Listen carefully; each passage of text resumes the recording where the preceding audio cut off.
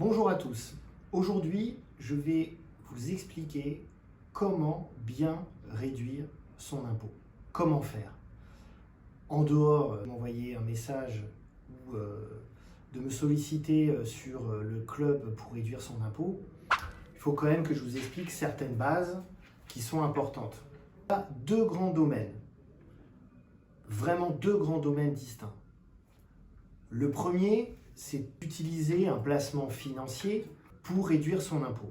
Un exemple, c'est toujours d'actualité, investir en IR-PME, c'est-à-dire souscrire au capital d'une PME, vous permettra de réduire votre impôt de 25%. C'est-à-dire, vous placez 10 000 euros, vous aurez une réduction d'impôt de 2 500 euros. On appelle ça dans notre milieu faire un investissement one shot. C'est-à-dire chaque année, vous serez obligé de replacer de l'argent, d'immobiliser de l'épargne pour réduire votre impôt. Alors ça, c'est une première solution. En général, je la préconise en fin d'année, sur le dernier trimestre, suivant ce que vous avez fait durant l'année ou pas en termes d'investissement. Le deuxième grand domaine, c'est l'immobilier. Et l'immobilier, il y a deux positions. La première, c'est peut-être arbitrer votre patrimoine. Alors vous avez peut-être des revenus fonciers, que vous les transformez en revenus meublés. Donc là, il faut faire une étude, voir les capacités du logement à passer en LMNP, loueur en meublé non professionnel, puisqu'après, il y a aussi des règles sur le LMP, loueur en meublé pro. Donc ça fait l'objet d'une étude très spécifique. En général, je m'accompagne aussi d'un expert comptable ou du vôtre, si vous êtes déjà suivi. Mais il y a cette possibilité-là, car le meublé, en amortissant la valeur de votre bien, vous pouvez créer des charges qui peuvent annuler vos loyers et donc payer moins d'impôts. La deuxième possibilité dans l'immobilier, c'est d'investir dans une loi fiscale, ce qui est pratiquement 70% de mon domaine, du coach de l'impôt. Les lois fiscales, je ne vais pas vous les répéter, mais c'est bien de faire un petit check-up.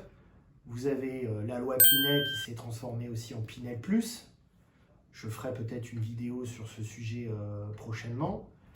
La loi Malraux, le déficit foncier, les lois type monument historique et peut-être d'autres investissements outre-mer. Alors j'en parle très peu, mais vous avez tout ce qui est Pinel outre-mer qui est aussi une possibilité de réduire son impôt. Tout cela, je ne vais pas vous le détailler aujourd'hui.